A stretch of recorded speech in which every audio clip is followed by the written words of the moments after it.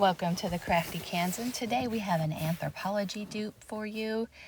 And this one is kind of a little bit different. It's a little bit of a stretch, but this is what I'm using as my inspiration piece. It's $498 from Anthropology, which I think is crazy. But what we're using today is a small wreath wire frame from the Dollar Tree, a mop head from the Dollar Tree, and some of this twisted rope that I purchased at Walmart for $5. And the Dollar Tree plastic black mirror.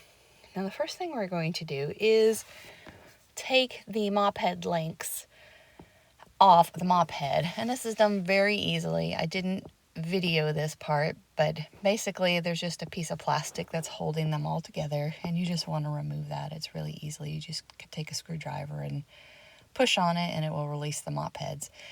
You do not need to cut those down. So the first thing we're going to do is we're going to fold these links in half, and we're going to put it over that frame and then feed the two end links through that. So we're basically just making a knot. I don't know if any of you are old enough to remember this, but in the 70s, macrame was super huge, and we learned how to do it in school. So this is hailing back to the macrame days. Anyhow, so you want to do that all the way around that very outside part of the wreath form.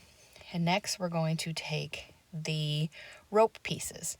Now, to prep the rope pieces, you will need to cut off about a 10-inch length of rope and separate those strands. There's about 5 or 6 strands per section, and we're using one of those strands on this section of the project. So as you can see, I'm folding them half, I'm feeding them under, and then pulling the tails through until I have a tight knot.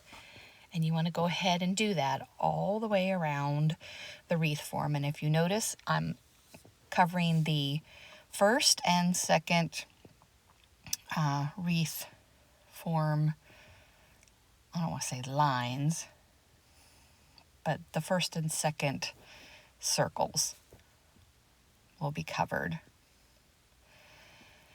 And when you get closer to the end, you might want to push them around so they're a little tied up against each other so they won't move around. And as you can see, I needed a couple more, so I will go ahead and finish that off. And then the rope part of the mirror will be complete. All right, now we're going to flip the project over, and we're going to concentrate a little bit on the rope pieces again. There was a reason that I did this. I just figured it would be easier to leave everything as it is and then go back and fine-tune things later, so I wouldn't have the rope being tangled in with the mop heads. And so basically all you're doing is, it's still tied in the knot, but you're just going on the back side and you're untwisting the mop head pieces. Now this is totally a preference thing. You can leave them twisted like they are if that's the look that you like. But I wanted to untwist mine because I wanted my mirror to have a little bit more of a fringy look. And then when you get all the mop pieces done, you're going to go back and do the same thing to the rope pieces. And see the big difference, how much more full it is when you do that also to the rope pieces. So here's your basic wreath form completely covered. And now I'm going to go back and trim up some edges and make sure that it's even like what I would like it to be. And then heat up that glue gun and remove the mirror portion from the Dollar Tree mirror. And I'm just putting this on here to make sure that it fits, and it already has a little hanger on the back.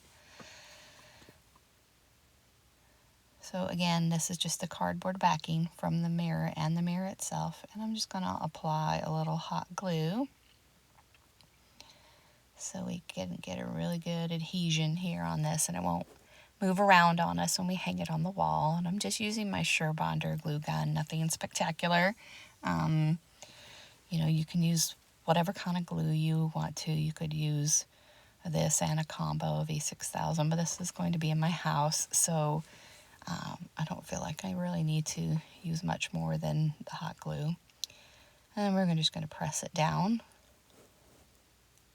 and make sure that it's adhered really well. So I will say one thing with this project is you might want to apply some type of backing on this. I wouldn't necessarily say a heavy piece of wood, but some poster board or something that will give it a little bit more stability, because when you do turn this over, you can see that some of the fringe pieces are not going to stay up flush against the wall because of just the nature of working with these soft pieces of mop head.